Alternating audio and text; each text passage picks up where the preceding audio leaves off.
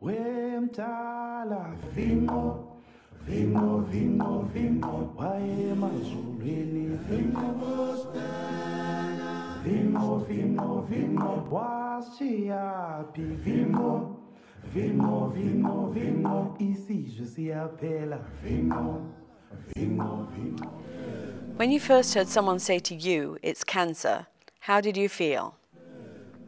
Sen. Stephanie, when I first heard that prognosis, the word cancer just paralyzed me, just with fear. When I heard those words, you have cancer, I thought, oh my God, no, not me. It was very, very scary. I felt like I was just on the edge and I didn't know what was going to happen on the other side. I can't remember how I felt when I first got diagnosed, but I remember she said cancer and I kind of shrunk within myself. I couldn't think, I couldn't move. All I felt was numb. And I remember she said something after that, but it didn't matter anymore. All I knew was that I had cancer. At the moment when I got my diagnosis, I kept thinking, this is that moment. This is what it feels like on the other side. Yeah, for me, I had to wait a couple months before I could even get treatment going.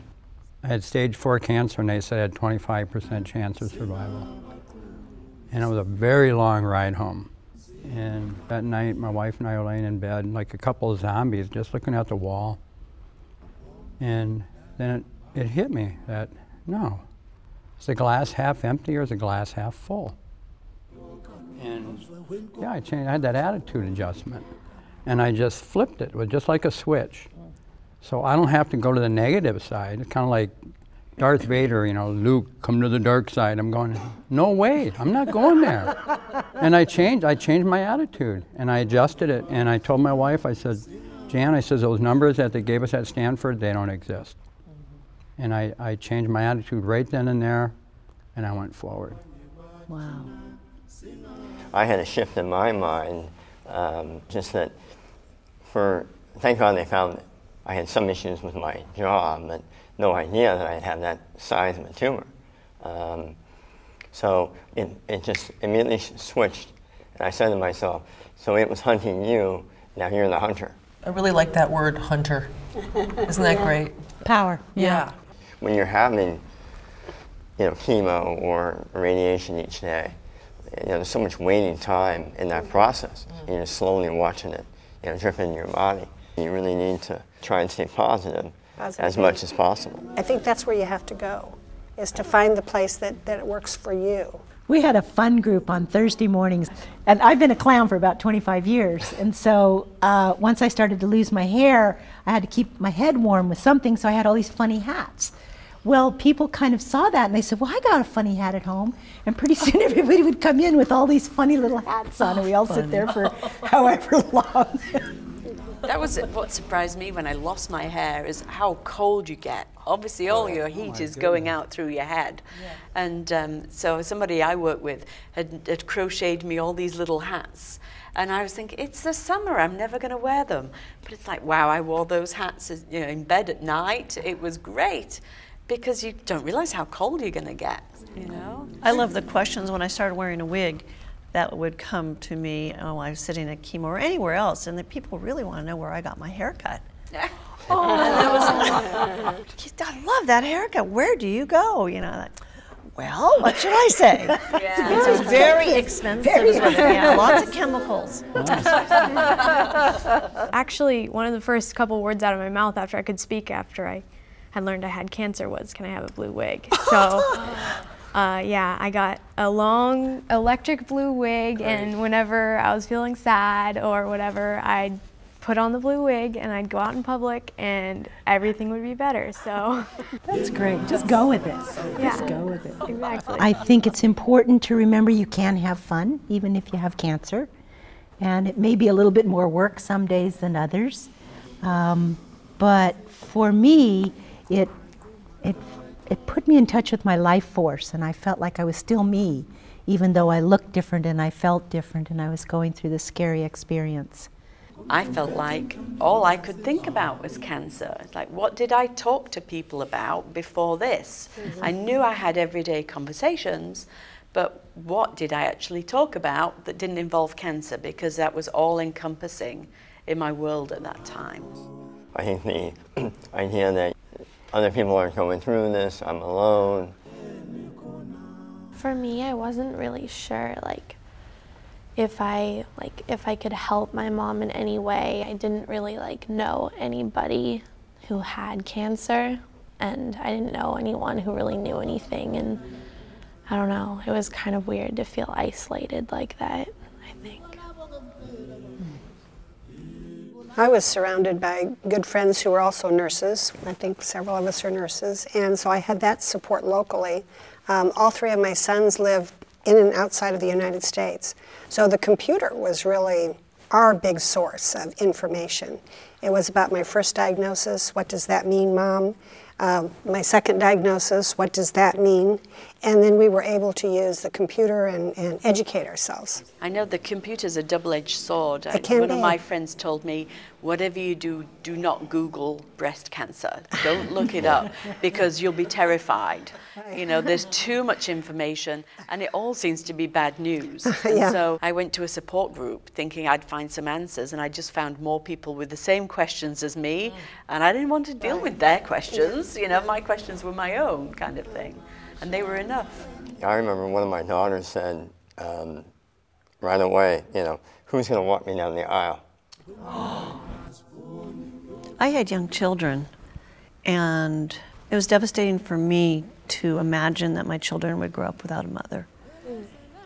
And it was very hard to know how to talk about it with them. I remember my son lives in Virginia, and at the time his son was 6 years old.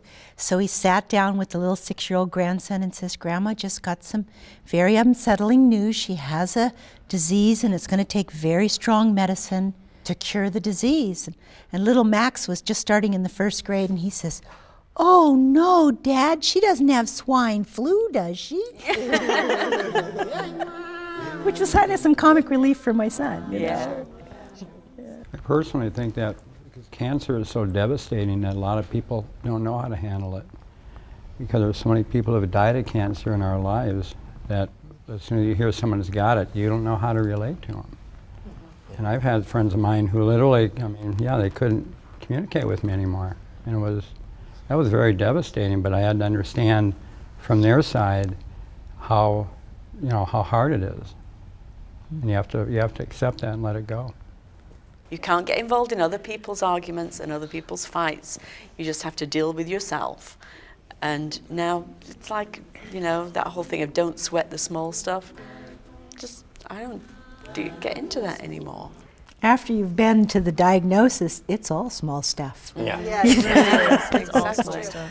Or just letting go, you know, it's like, it's in your hands. For me, there had to be a point of just going, it is what it is. It is what it is. I use that one too. It is what it is, and so now how are you going to move through it or deal with it? I think it's really important to not only kind of, well, of course it's always important to think about the long term and what will this do to me, but I think it's also really important to not dwell on it or you'll think yourself crazy.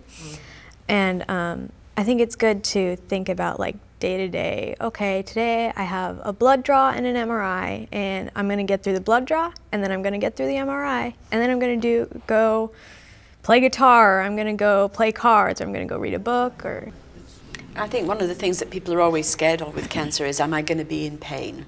Am I gonna be hurting? You know, that kind of thing. And what helped me was, before my chemo, the doctor would give me medication to stop the nausea. And so I'd take one of those just in case, and I'd take a pain pill just in case. And after the first or second treatment that I had, I knew that the first couple of days I'd be okay, and then the second couple of days I would be kind of achy and not feeling great. So if I took some pain pills beforehand, it really helped me to do it. But then my whole thing was, okay, by Monday, I'm gonna be feeling good again. So what can I do on Monday? And I kind of expected that I would be lying in bed moaning and groaning and in pain the whole time. And when I wasn't like that, it's like, okay, well, what can I do today, you know? I think setting goals. When I'm healthy, I'm going to do certain things. For me, it was take the family back to Hawaii. So when I was going through radiation, I would visualize being on the beach in Hawaii, especially if you're in pain. You know, once this pain goes away, what action am I going to take? I think one of the hardest things about pain, when you're in the midst of it, you don't really believe it's ever going to go away. Because when you're really experiencing pain, it just affects everything, and it takes so much psychological and psychic energy to keep going. When it's so debilitating. You can't get away from it. You cannot get away from yourself. You know, you want to get out of your own skin, and you can't do it. Because there's so many different kinds of pain, aren't there? And when combined with fear or The fear factor. right, anxiety or sadness, you know, maybe some feelings that you didn't even know were there start to attach to the pain. So now it's grief and pain, And depression. or depression and pain. I didn't have a lot of pain myself, but I know it's different every time. I had thyroid cancer on both my nodules of my thyroid, and I remember when I was getting my radiation, and I had to be, I mean, literally so much information about you can't have this and you can't do that, and mostly you can't be around people. And so all the cats had to go out, right? My dear child had to be shipped out. I was going crazy in the house because it was beautiful weather out. So I'd go out by myself, but anytime anybody came near me, I'd have to dash inside because I'm afraid they'd come over and hug me or something. So I went for a walk, and I remember all these dogs coming up to me, and I'm like, no, I'm like the death lady, stay away, stay away. You know, like I had a stick and I'm like hitting the dogs. I mean, it was weird. It was like the opposite of what I thought. I thought, you know, I'll just pretend I'm invisible, nobody will come near me, but no, they're all like a magnet. Like, keep your children and your dogs away from me. What's the matter? I don't want to tell you. Yeah. Some of the toughest times were having somebody show up unannounced with dinner or something, and they wouldn't know what to say.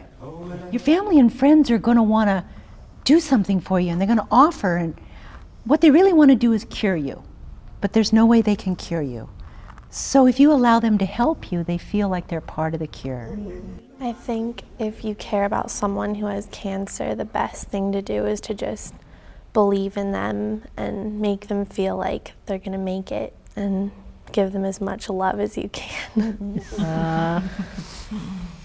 I think it's really important to not let things break you. Don't let cancer or chemotherapy or anything take that away from you. Take something that you love to do and run with it. It doesn't matter how far you can run with it, as far as you want to or as far as you can. You know, believe in your own strength. Well, we've been talking a lot about cancer today, so thank you so much for everybody being helpful and giving me such great advice and things.